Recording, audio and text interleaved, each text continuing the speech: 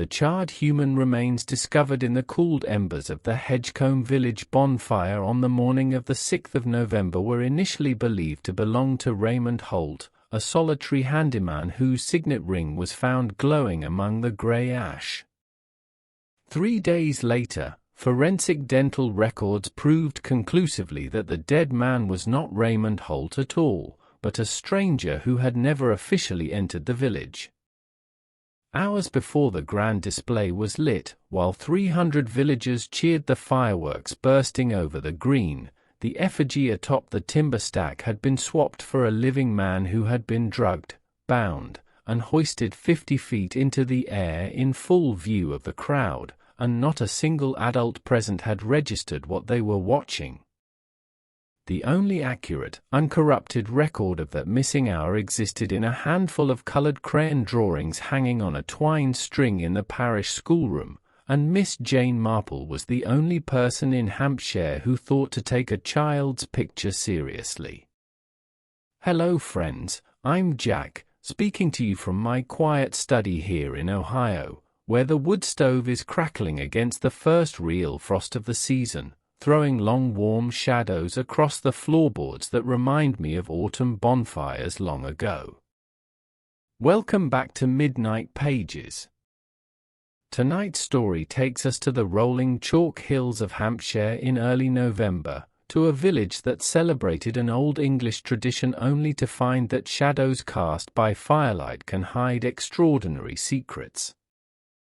Before we step into the misty lanes of Hedgecombe, I'd love to ask you a question in the comments below. Do you have a vivid memory of a local autumn festival or bonfire night from your childhood, or perhaps a time when a small detail everyone else overlooked turned out to be the most important thing of all? Pull up your chair, pour a warm drink, make yourself comfortable, and let us travel back to November 1954. Chapter 1. Hedgecombe prepares for the 5th. The parish of Hedgecombe had maintained its legal autonomy under an ancient charter granted by King Edward III in 1348, a fact that Norman Price was extraordinarily fond of reminding the parish council whenever a question of county rates arose. The council room in the parish hall was hung with dark oil portraits of past chairmen, whose heavy gilded frames were cleaned every October by the Women's Institute in preparation for the bonfire committee meetings. It was an environment that encouraged a profound reverence for traditional procedures, making any deviation from the established agenda appear almost sacrilegious to the village elders. The parish of Hedgecombe had managed its own affairs since the reign of Queen Elizabeth I, developing that particular, stubborn independence characteristic of Hampshire chalkland communities. The villagers regarded outsiders with a quiet, courteous suspicion, absorbing news of the wider world through the medium of the Winchester Weekly Chronicle, but remaining infinitely more interested in the state of the parish drainage ditches, the price of timber, and the question of who would be elected churchwarden at Easter. It was a community where family histories were remembered for 4 generations, and where a mistake made in 1910 was still referenced in pub conversations as though it had occurred on Tuesday morning. Miss Jane Marple was of the opinion that committees were very like damp gunpowder. If handled with extreme caution they produced a great deal of smoke, but if allowed to concentrate in one small space they inevitably resulted in a loud and unexpected bang. She sat upon a green-painted bench on the edge of the Hedgecombe village green on the morning of Tuesday, the 4th of November, her gloved hands resting quietly upon her lap, holding a small, brightly printed pamphlet titled The Hedgecombe Annual Guy Fawkes Pageant and Grand Display, Official Programme, Price 3d. Hedgecombe was an ancient parish tucked into a sheltered hollow of the Hampshire chalk downs, surrounded by steep beech woods that blazed with orange, russet, and gold in early November. The village green was unusually large, ringed by centuries-old lime trees whose leaves had turned a deep butter yellow and now carpeted the damp turf. In early November, the air of Hedgecombe was perpetually filled with the scent of wood fires, roasting apples, wet leaves, and the sharp, invigorating tang of autumn frost coming off the high ridge. Miss Marple had come to Hedgecombe to stay for a fortnight with her old friend Lavinia Pinkerton, whose sister had married a Hampshire solicitor 30 years before. It was the sort of quiet rural visit Miss Marple always enjoyed, a pleasant routine of morning walks along the lane, afternoon tea by a bright hearth, and gentle village observation that afforded her ample opportunity to study the timeless patterns of English provincial life. In Miss Marple's experience, Hampshire villages differed very little from Gloucestershire or Devon villages. Human motives remained remarkably uniform across county boundaries, and a passion for managing one's neighbours was as prevalent in the south as it was in the west. All across the broad expanse of the green, the village was in a state of disciplined frenzy. The annual bonfire, a massive, conical structure of timber scraps, dry brushwood, old orchard prunings, broken hurdles, and discarded wooden crates, had reached a height of nearly 30 feet under the frantic direction of Mrs. Sylvia Cartwright. Mrs. Cartwright was a woman of 48 whose energy was of the relentless, executive variety that Miss Marple had so often observed in organizing secretaries of the St. Mary Mead District Nursing Association. She wore a striking royal blue woolen scarf tucked into a dark tweed coat, carried a clipboard with an air of military authority, and managed to look both enormously efficient and deeply aggrieved that the rest of humanity was not moving quite as fast as she was. "No, no, Norman!" Mrs. Cartwright's voice rang out across the turf, sharp as a schoolteacher's whistle. "The heavy oak pallets must form the base on the western side. If the draught comes off the ridge, the stack will collapse inward before the fireworks even begin." Norman Price, a thick-set man of 55 with a florid face and a prominent moustache who served as the parish council chairman and co-organizer of the pageant, paused with a heavy wooden crate in his arms. He looked at Mrs. Cartwright with an expression of profound, long-suffering endurance. "The stack was built by my father before you were born, Sylvia," Price shouted back, though he nevertheless moved the pallet precisely where she indicated. Section 4, Paragraph B of the Village Commons Act of 1888 explicitly specifies the western timber alignment for maximum structural stability. Norman Price's obsession with village bylaws was legendary throughout the parish.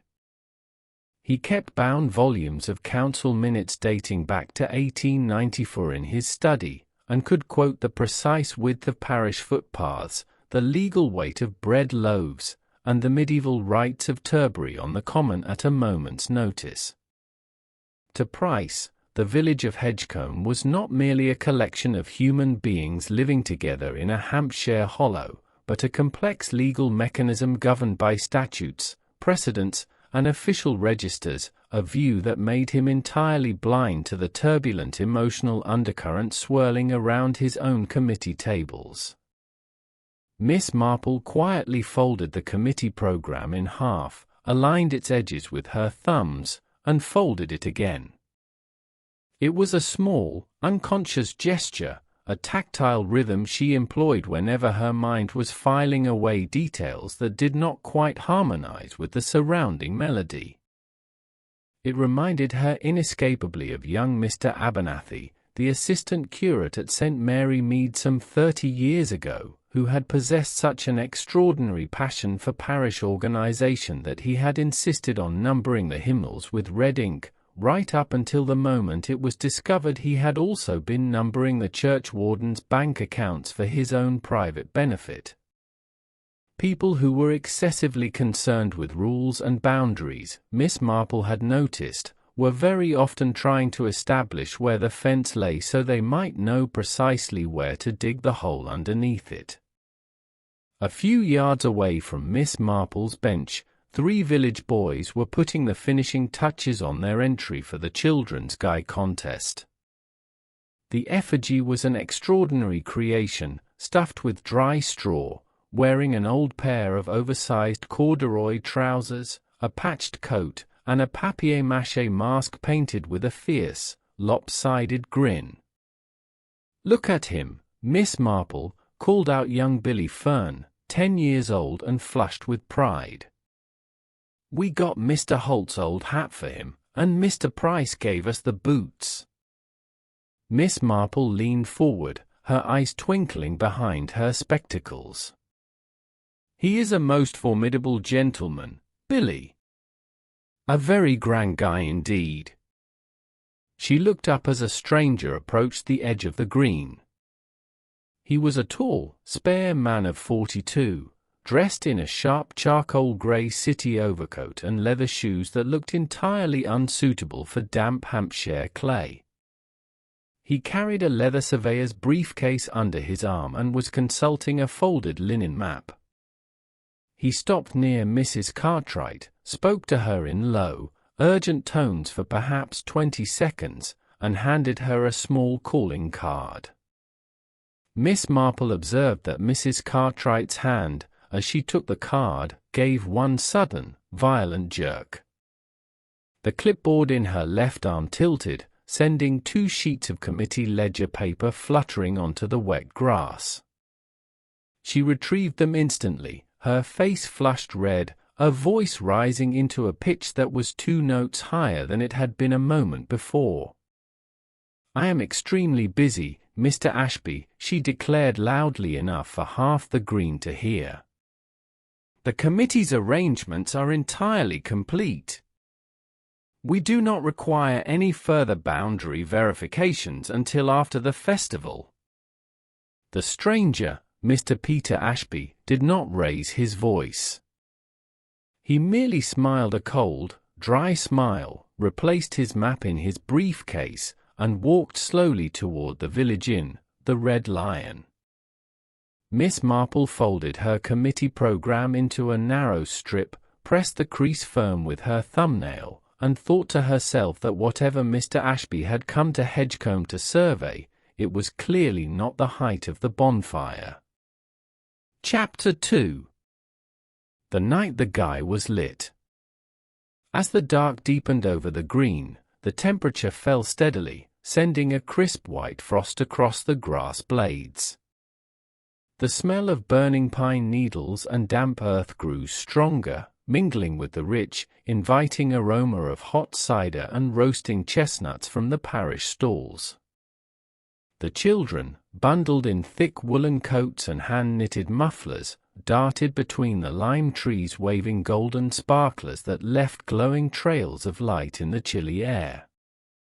By 7 o'clock on Wednesday evening, November the 5th, the village green of Hedgecombe was illuminated only by the warm, swaying lanterns hung from the lime trees and the red glare of the bonfire marshals' torches.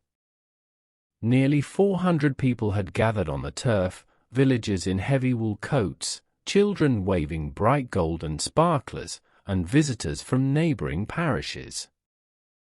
The air was thick with the sharp tang of sulphur, roasting apples, wood smoke, and the damp chill of the November night. The twilight had deepened into a clear, dark night as the village crowd continued to assemble on the common.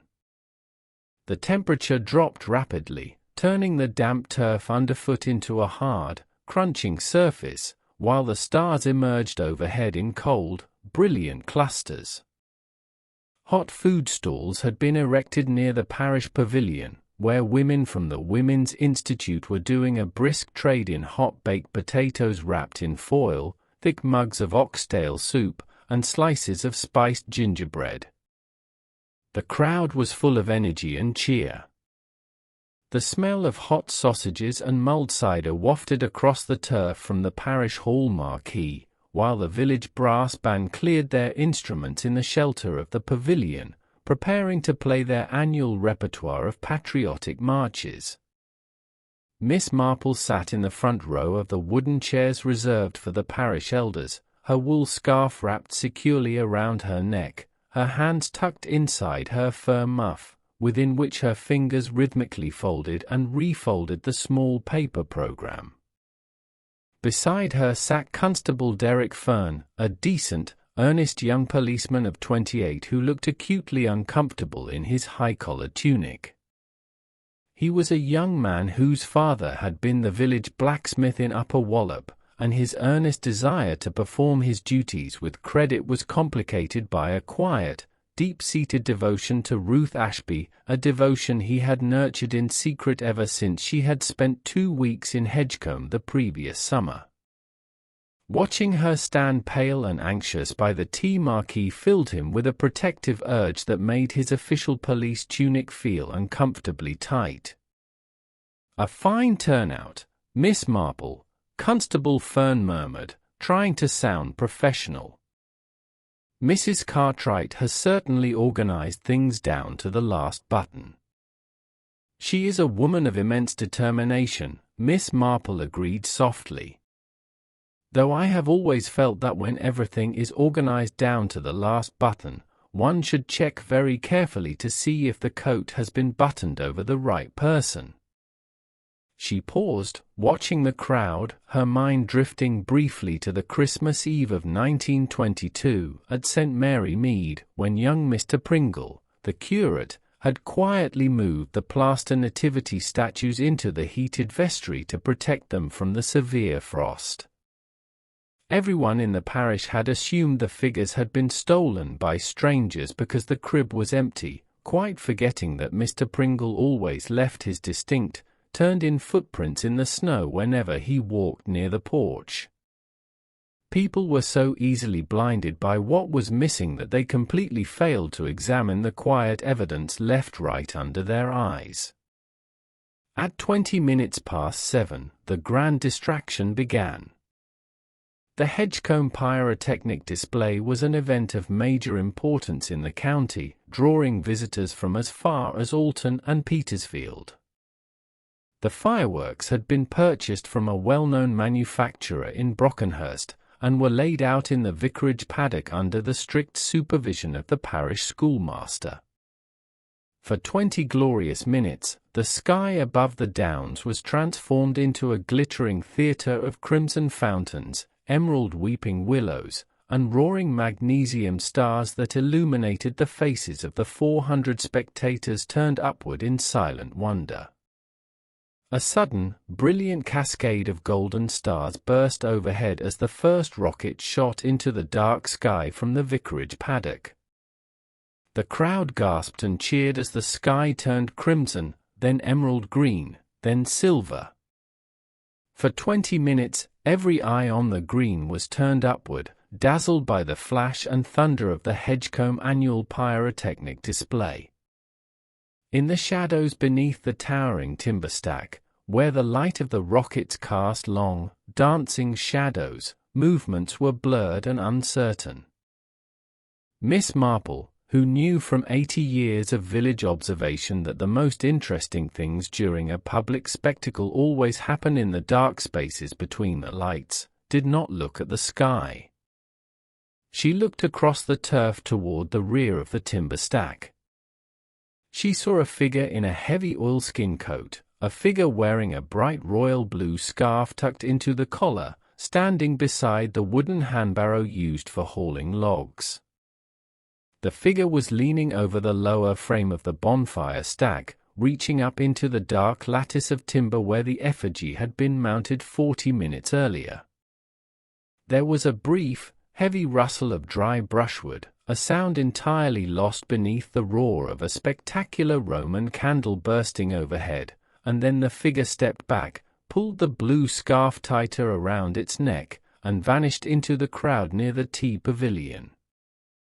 At 8 o'clock precisely, the Reverend Mr. Bradley stepped forward with the long torch.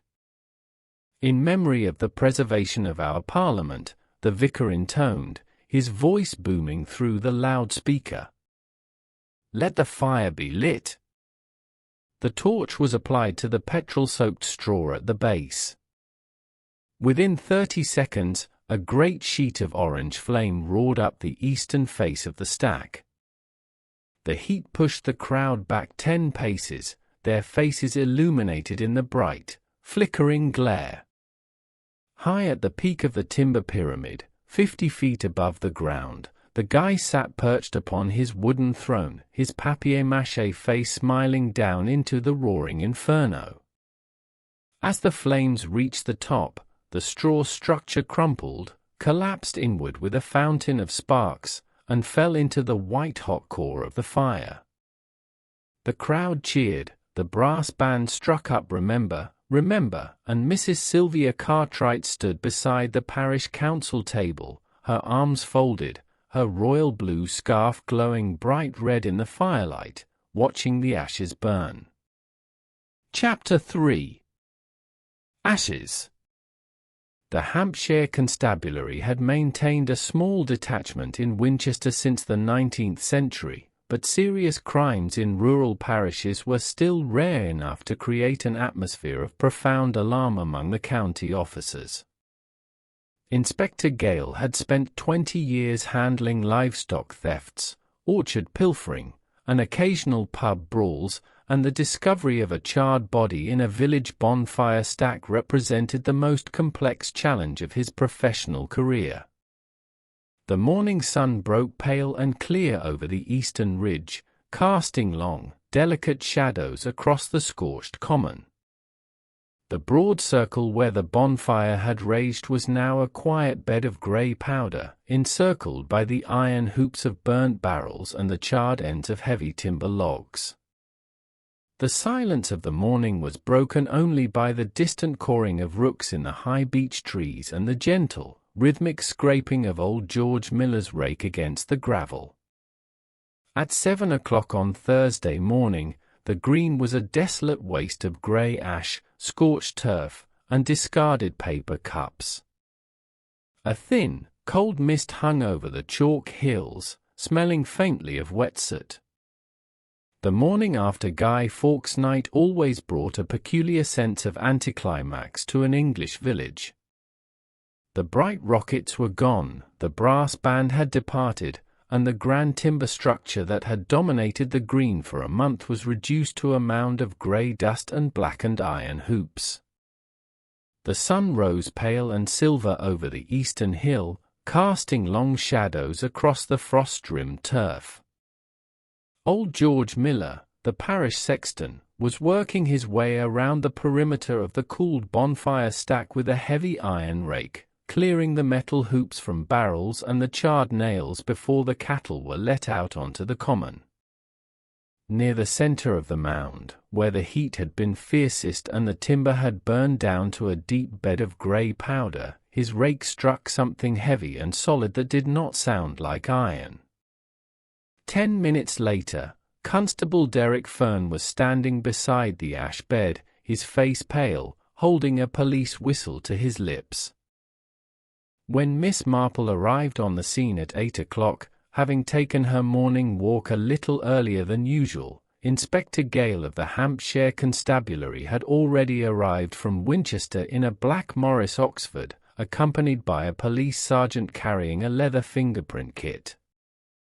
Gale was a broad, square-jawed man of 50 with a brisk, no-nonsense manner, a habit of declaring things obvious before he had examined the evidence, and a strong desire to settle the matter quickly so he might return to Winchester in time for lunch. The remains lay on a canvas tarpaulin beside the ash mound. They were charred beyond recognition, a mere fragment of humanity destroyed by 12 hours of intense heat. "Dreadful business," Inspector Gale said, stepping back from the top and wiping his brow. "Some poor tramp must have climbed into the timber stack late on Wednesday morning to sleep off a bottle of methylated spirits, got trapped when the fire was lit, and couldn't climb out." "A tramp, Inspector?" Miss Marple asked mildly, her hands clasped over her wool coat. "Clearly," Gale said firmly. "Look here." He pointed with his pencil to a small, melted blob of gold that lay in a glass specimen dish beside the top. A signet ring, engraved with the initials RH, belonged to Raymond Holt, the village handyman. He's been missing since Wednesday noon, and everyone knows he was fond of a drop. Miss Marple looked down at the ring, then at the charred soil where the body had been found. Raymond Holt, she murmured thoughtfully, was a man of 5 feet 4 inches, was he not? He suffered terribly from rheumatism in his right knee, poor man. He could barely climb the 3 steps into the parish hall without his stick. What of it? Gale asked impatiently. I was merely wondering, Miss Marple said with extreme gentleness, how a man who could not climb 3 steps into a hall managed to scale 30 feet of vertical timber crates in the dark, without a ladder, carrying a bottle of spirits, and then pull 30 pounds of dry brushwood over his own head before he fell asleep. Inspector Gale opened his mouth to reply, paused, and cleared his throat loudly. The motivation of an intoxicated person, Miss Marple, is notoriously difficult to calculate. Indeed, Miss Marple agreed, her thumb pressing the paper edge of her folded program inside her muff. Especially when the intoxicated person appears to have left his left boot on the ground 30 yards away. She pointed her umbrella tip toward the shadow of the yew tree at the edge of the green. There, half hidden in the long wet grass, lay a single leather shoe, or a black, high-grade Oxford dress shoe, scorched around the heel, with a silver buckle and a maker's mark from Jermyn Street, London. It was not a handyman's boot. It belonged to a gentleman who surveyed land for a living.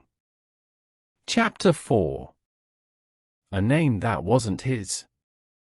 The parlour of the Red Lion was an atmosphere of quiet, Victorian gravity, where the ticking of the long-case clock in the corner provided a steady counterpoint to the soft murmur of conversation. Outside the leaded windows, the high street of Hedgecombe was quiet, save for the occasional delivery cart or farmer walking past in heavy boots.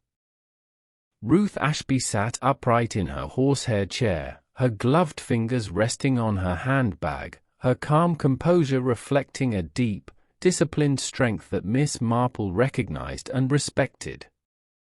By Friday afternoon, the comfortable theory of Raymond Holt's tragic misadventure had completely collapsed.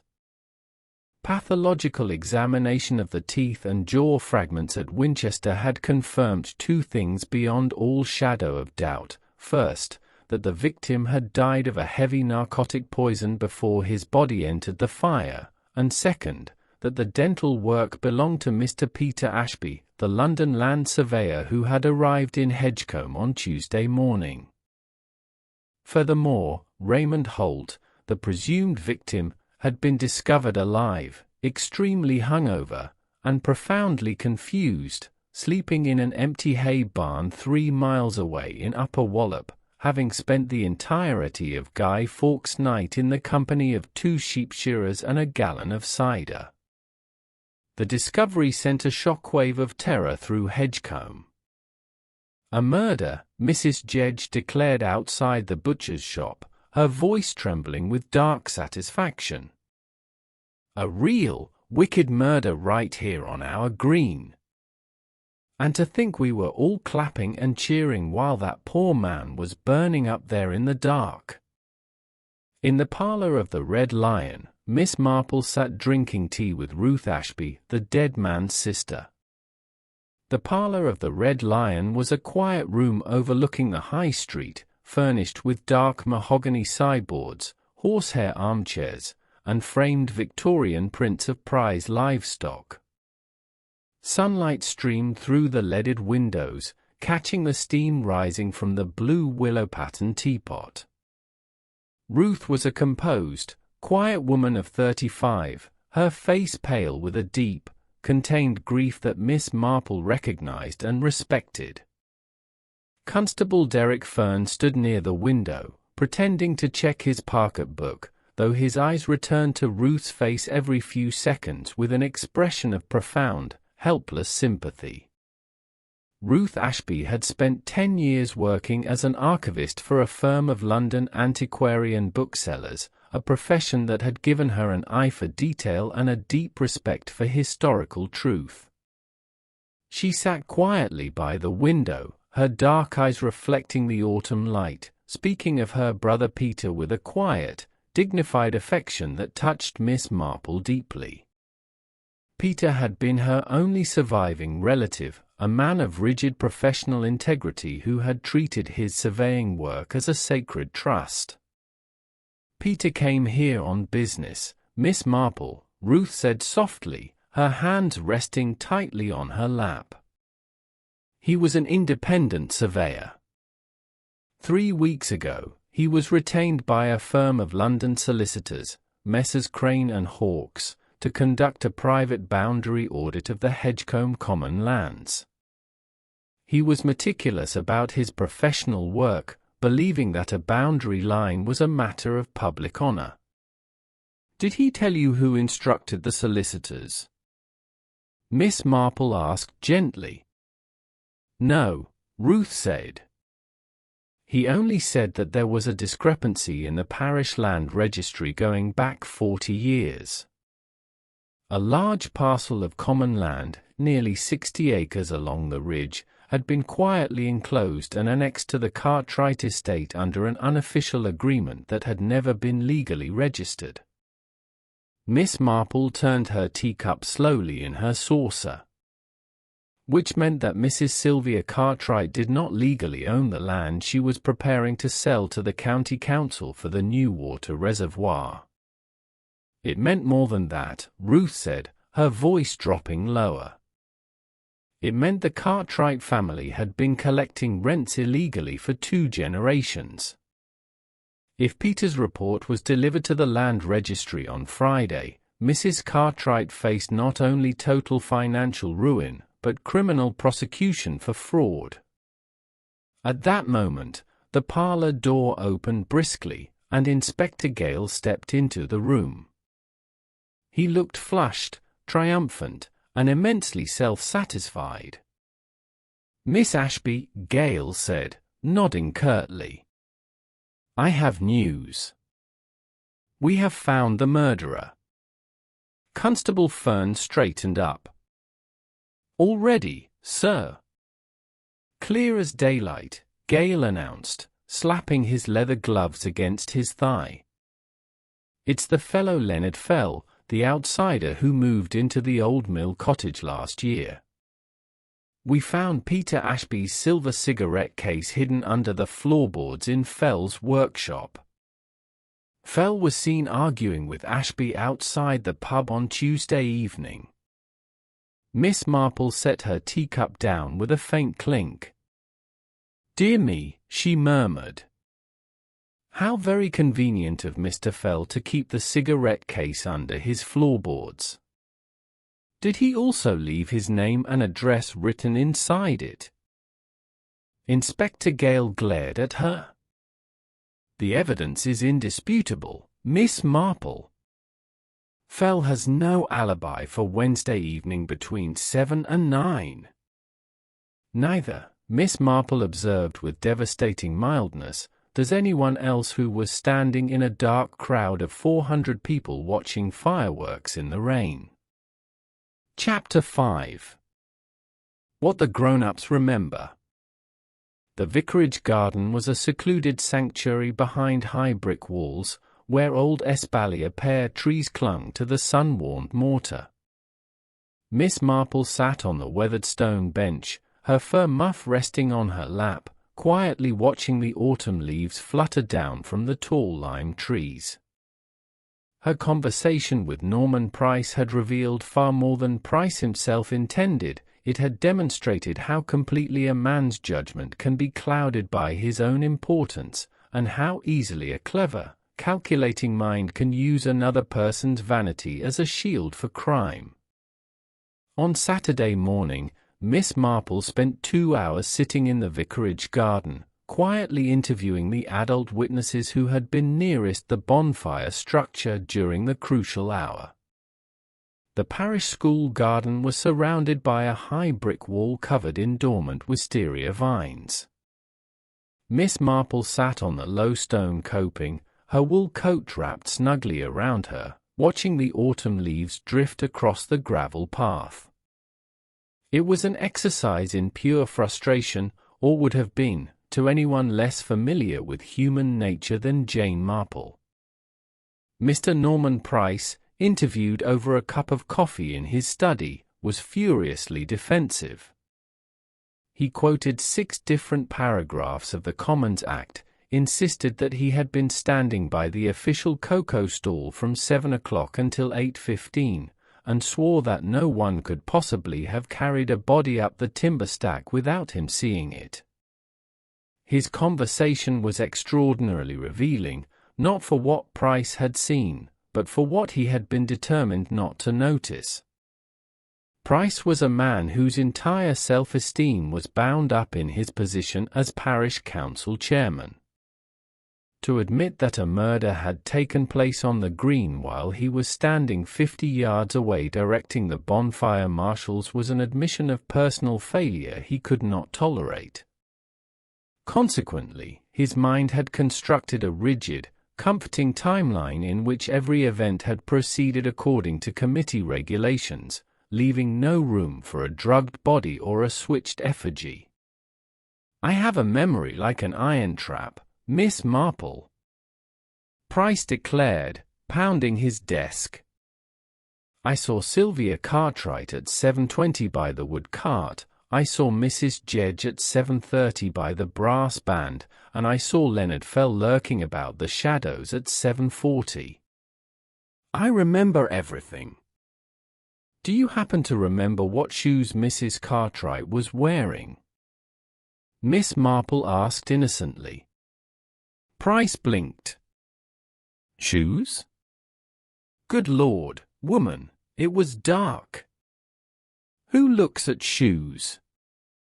Mrs. Vera Ashby, no relation to the victim, interviewed outside the parish school, was equally unhelpful.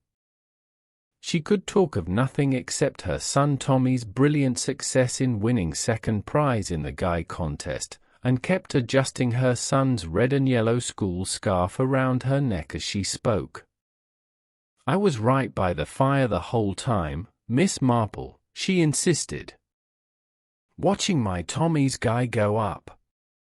It was a beautiful Guy. Though I did think it looked a little lumpy around the middle when they hoisted it up, not nearly as neat as Tommy made it in the barn." "Lumpy around the middle," Miss Marple repeated softly. "Oh, just straw settling, I suppose," Mrs. Ashby said indifferently, rushing off to catch her son. Miss Marple sat down on the stone wall outside the parish school and unfolded her paper program once more. The adult memories were completely useless. They remembered what they expected to see: fireworks, speeches, a straw effigy, and the familiar faces of their neighbors. They had looked at the scene through a thick lens of habit, cider, and excitement. It reminded her of the nativity play incident at St. Mary Mead in 1922, when everyone swore the statues had been stolen by strangers because the crib was empty, completely overlooking young Mr. Pringle's footprints in the snow. Adults, Miss Marple reflected, saw what they believed. Children, on the other hand, saw what was actually there. She turned her head as the parish school door opened, and Miss Henderson, the infant mistress, emerged carrying a large cardboard folder. "Miss Marple," the teacher asked. "Constable Fern said you wished to look at the children's Bonfire Night art project." "I should be immensely grateful, Miss Henderson," Jane Marple said, her eyes lighting up with a sharp, clear flame. Children are such wonderfully accurate recorders of detail. They haven't yet learned what is supposed to happen, so they merely notice what does. Chapter 6. The Children's Drawings. The schoolroom was steeped in the quiet atmosphere of an autumn afternoon, illuminated by the pale light streaming through the tall, arched windows. Across the long oak table, the 24 crayon drawings formed a vivid visual tapestry of the festival night, a tapestry created by young minds that had recorded every detail of color, light, and movement without the burden of adult prejudice or self-deception. They laid the drawings out across the long wooden trestle table in the empty schoolroom. The parish schoolroom was quiet and cool, smelling of floor polish, chalk dust, and wet raincoats. The 24 crayon drawings lay spread across the long oak table like a patchwork quilt of childhood memory. Miss Henderson stood by the blackboard, watching Miss Marple with quiet fascination. Children do not filter their observations through adult expectations, Miss Marple, the teacher remarked. When a grown-up looks at a bonfire, he sees the spectacle and the firelight. When a child looks at a bonfire, he sees the shoes on the guy's feet and the color of the scarf worn by the person holding the barrow. Miss Marple put on her reading spectacles, pulled her chair close to the table, and began to examine them one by one, her thumb moving in its steady, rhythmic fold against the edge of her program. The first drawing was by 8-year-old Lily Briggs. It showed the bonfire stack drawn in thick black crayon. High up on the second tier of timber, half hidden by a giant orange rocket, was a stick figure dressed in blue, holding a long pole. Miss Henderson, Miss Marple said, pointing her finger at the figure. Did Lily say when she drew this? On Thursday morning, during free art, the teacher replied. She told me she was drawing the lady who was helping the guy stand up straight before the fireworks started. At what time? Lily said her father had just looked at his watch and said it was 7:20, because the big rockets were about to begin. Miss Marple nodded slowly. 7:20. When Mrs. Cartwright swore to the inspector that she was inside the vicarage marquee pouring tea for the brass band. She moved to the second drawing, by 9-year-old Tom Miller. Tom had drawn the wood cart near the rear of the stack. Standing beside the cart was a figure with a round head, wearing a long blue scarf that trailed behind her like a banner. The figure was pushing a heavy wooden wheelbarrow toward the shadow of the timber stack. The lady in the blue scarf, Miss Marple whispered. Mrs. Cartwright wears a royal blue woolen scarf. She has worn it every day this week. She moved to the third drawing, a remarkably detailed effort by 7-year-old Maisie Croft. Maisie had drawn a close-up picture of the guy perched atop the bonfire.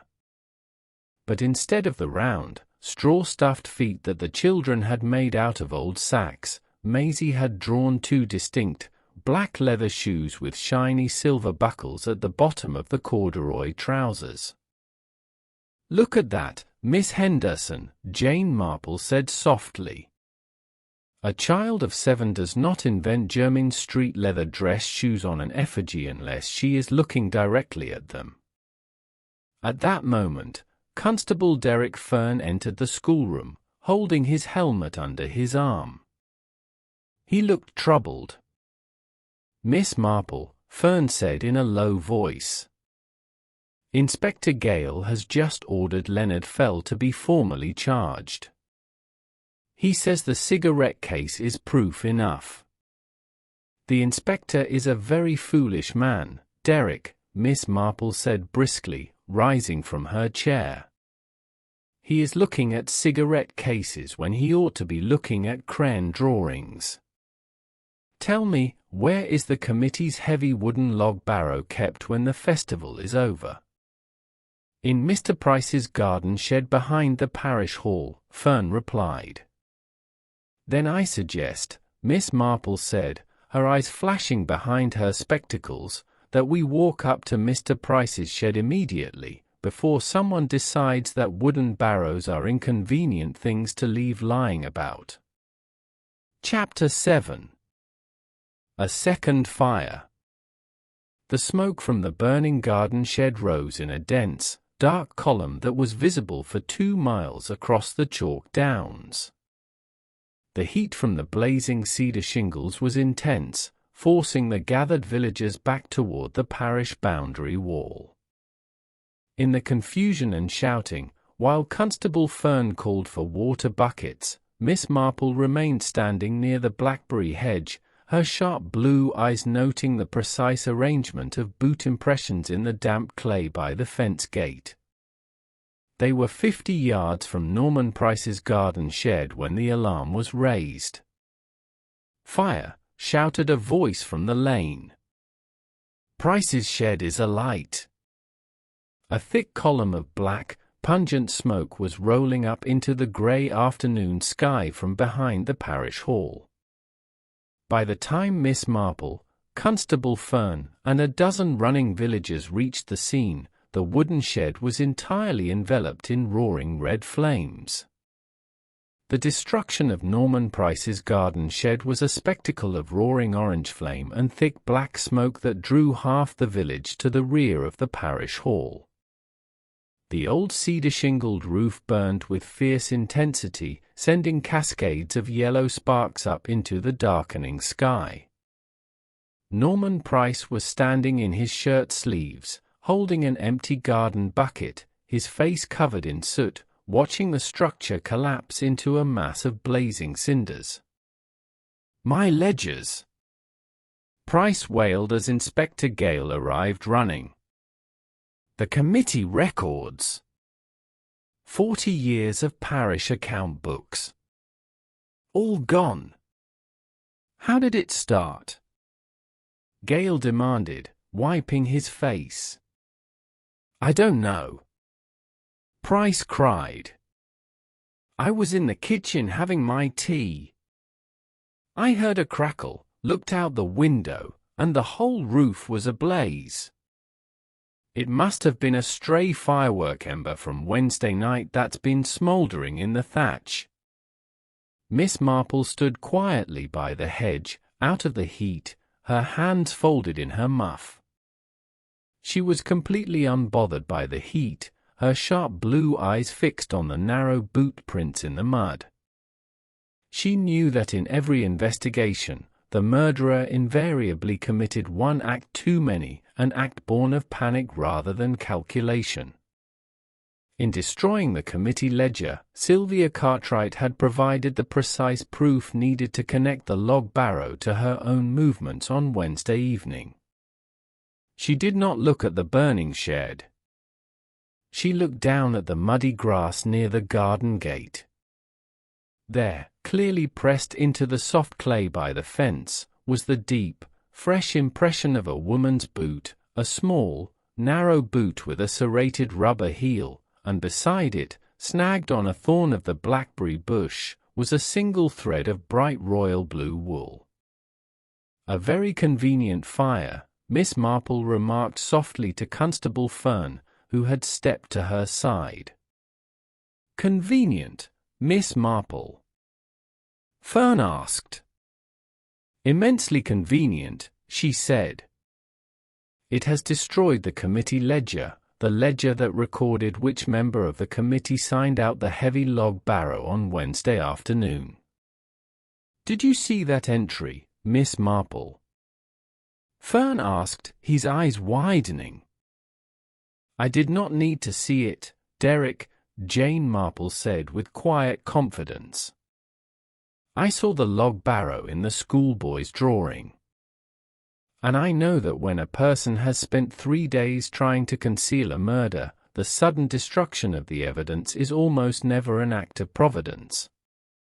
She looked across the garden toward Mrs. Sylvia Cartwright, who was standing among the crowd, watching the shed burn with a look of profound, serene satisfaction. "Inspector Gale," Miss Marple called out, her voice cutting clearly through the noise of the crackling timber.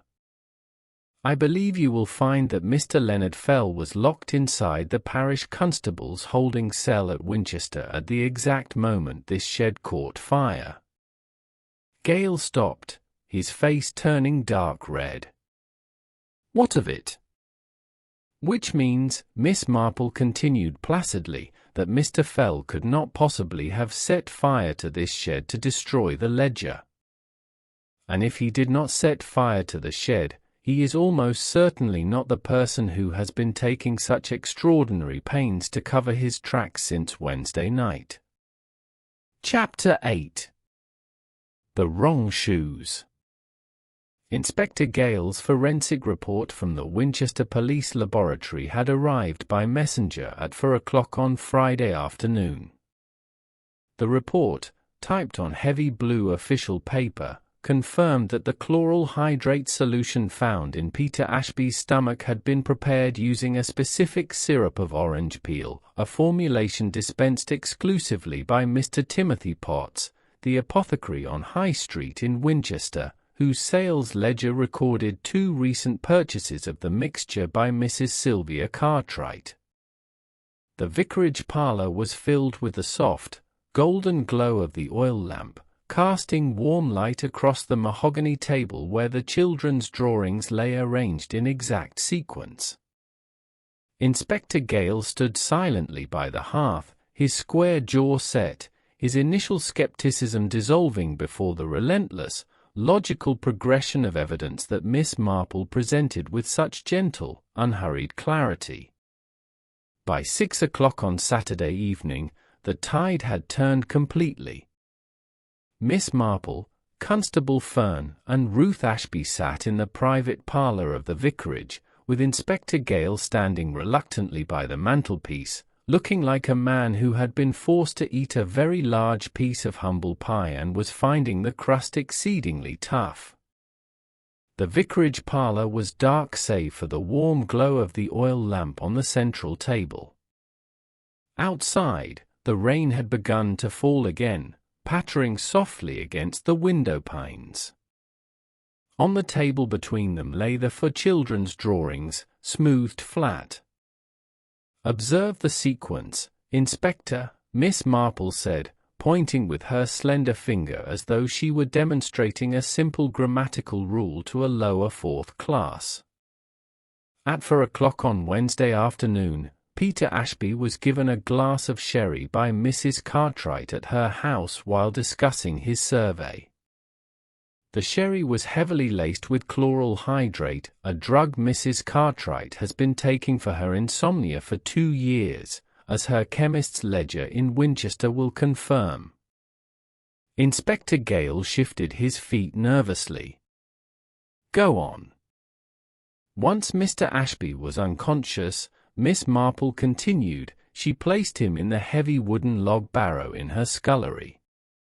At 7:15, during the dark hour before the fireworks, she wheeled the barrow across the green undercover of the committee preparations.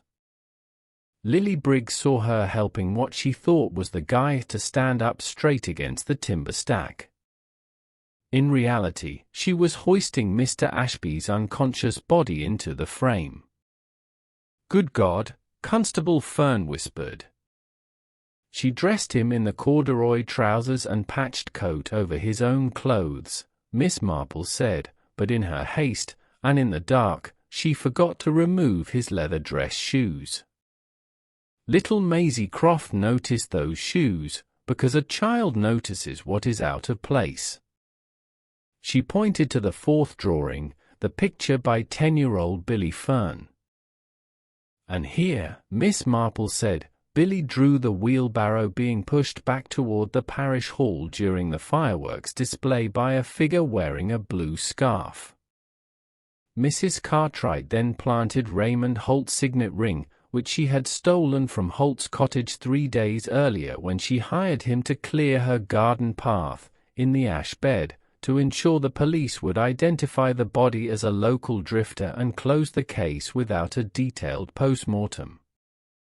Inspector Gale stared at the drawings, his mouth slightly open. But the motive? Why kill a surveyor? Ruth, Miss Marple said gently, looking at the young woman beside her. Tell the inspector what your brother found in the 1892 land registry map. Ruth withdrew a folded legal document from her bag. My brother discovered that the entire 60 acres of the upper ridge, the land Mrs. Cartwright was selling to the Water Board for £20,000, was common land. It did not belong to the Cartwright family at all. Her grandfather had simply moved the boundary markers in 1912. If Peter published his survey, Miss Marple said softly, Mrs. Cartwright faced total financial ruin, the loss of her home, and public disgrace. And Mrs. Cartwright is a woman to whom public standing is more precious than life itself. Chapter 9. What the fire couldn't burn. The attic of Cartwright House was a dark, cavernous space beneath the ancient oak roof timbers, smelling of old leather trunks, dried lavender, and dry rot. Behind the heavy lead water cistern, half hidden by a stack of discarded Victorian paintings, Constable Fern had found the leather dispatch case sitting on an old wooden chest. It was as though Sylvia Cartwright had believed that by placing the evidence 30 feet above the ground in her own house, she could keep the truth suspended forever above the reach of the law. The leather dispatch case recovered from the attic of Cartwright House was heavy and smelling of damp leather and old paper. When Inspector Gale unbuckled the brass straps and laid the surveyor's notebooks on the table, the full extent of the 60-acre land enclosure became undeniable, a quiet, systematic fraud that had endured for 40 years, waiting only for an independent surveyor's map to shatter its foundations. At 8 o'clock that evening, Constable Fern returned from Mrs. Cartwright's house with a heavy leather dispatch case. When Constable Derek Fern returned from Cartwright House carrying the heavy leather dispatch case, the atmosphere in the vicarage study turned solemn and quiet. "We found it, sir," Fern reported to Inspector Gale, his voice trembling with quiet excitement. Hidden behind the water cistern in her attic. Mr. Ashby's briefcase, containing his completed survey map, his field notebooks, and a bottle half full of chloral hydrate solution. The dispatch case contained Peter Ashby's field notebooks, his scaled survey diagrams, and a small brown glass bottle half filled with chloral hydrate solution. The document showed in exact, mathematical detail how 60 acres of common pasture had been enclosed by Sylvia Cartwright's grandfather in 1912, an act of quiet land theft that had yielded thousands of pounds in illegal rents over 40 years. Inspector Gale stood silently for a long moment, looking down at the briefcase, then at Miss Jane Marple, who sat quietly in the armchair, her hands resting on her wool coat. Inspector Gale's long career in the Hampshire Constabulary had taught him to appreciate directness and clarity, even when it came from an unexpected quarter. Standing by the vicarage hearth, looking at the neatly organized survey diagrams and the bottle of chloral hydrate, he recognized that he had come dangerously close to committing a catastrophic professional error.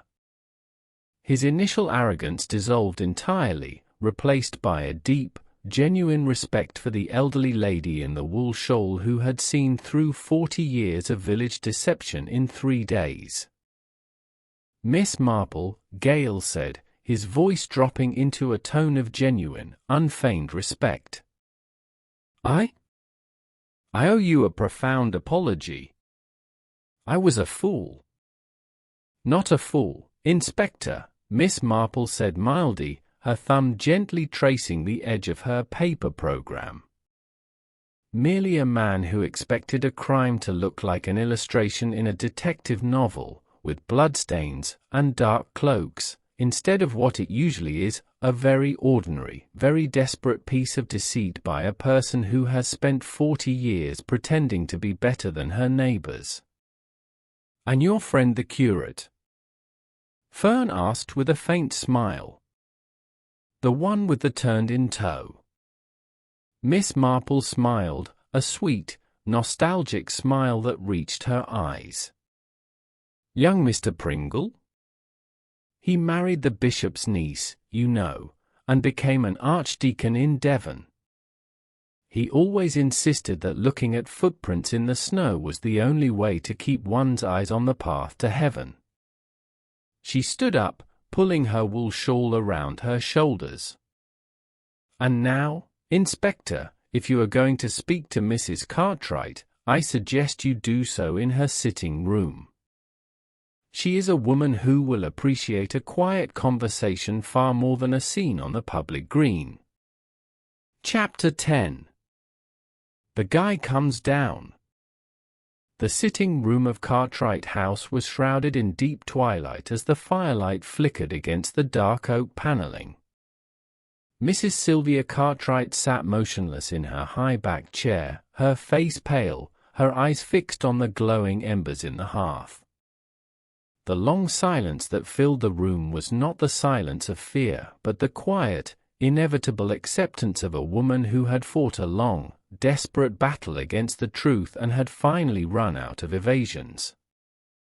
The confrontation took place at 9 o'clock in the low-ceilinged, firelit sitting room of Cartwright House. Outside, the November wind was rising, whistling through the ancient chimneys and rustling the dry ivy leaves against the window panes.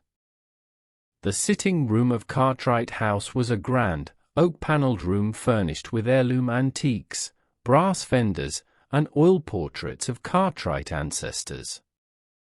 A peat fire burned low in the wide stone hearth, casting long, red shadows across the oriental rug. Mrs. Sylvia Cartwright sat in a high-backed armchair beside the hearth, a cup of tea untouched on the table beside her. She was still wearing her tweed coat, though the royal blue scarf had been removed and lay folded on the footstool like a discarded banner. Miss Marple sat opposite her, the small coloured drawings resting in her lap. Inspector Gale and Constable Fern stood quietly by the door. For 5 minutes, no one spoke. The only sound in the room was the steady, rhythmic ticking of the mahogany grandfather clock in the corner and the soft drop of embers in the grate. "You have the briefcase, I suppose?" Mrs. Cartwright said at last. Her voice was flat, dry, and entirely devoid of emotion, the voice of a woman who had played a long, difficult game of chess and finally run out of moves. "We have the briefcase, Sylvia," Miss Marple said gently. "And we have the children's drawings." Mrs. Cartwright looked down at the small sheets of paper in Miss Marple's lap. A faint, bitter smile touched the corners of her mouth. "Children," she whispered. "I spent 20 years organizing their pageants, buying their prizes, making their cocoa. And they were watching me the whole time." "They watch everything, my dear," Miss Marple said softly. "It is their nature." Mrs. Cartwright reached out a trembling hand, touched the royal blue scarf on the footstool, and let her fingers rest upon the wool. "My grandfather took the land in 1912, she said, her eyes fixed on the fire. "He built the house with the money. My father maintained the lie. I grew up believing it was ours. When that man, that surveyor, came to my door on Tuesday and showed me the 1892 map, he told me I had 30 days to vacate the property. She closed her eyes. 30 days. After 40 years. Everyone in the county would have known. The committee, the parish council, the Women's Institute. I would have been a pauper and a thief in the very village where my family had sat in the front pew for a century. So you gave him the chloral hydrate, Inspector Gale said from the doorway. I didn't mean to burn him, Mrs. Cartwright said, her voice dropping into a whisper so low it was almost lost in the wind. I meant to put him in the old well behind the mill.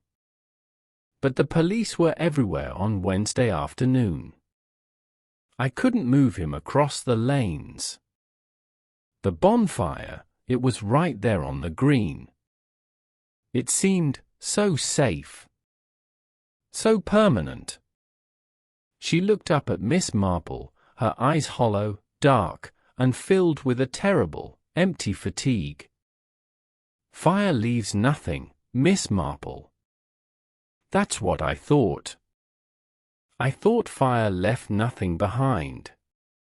Fire leaves ash, Sylvia, Miss Marple said, her voice rich with a quiet, devastating compassion. An ash has a terrible habit of blowing back into the face of the person who lit it. Mrs. Cartwright stood up slowly.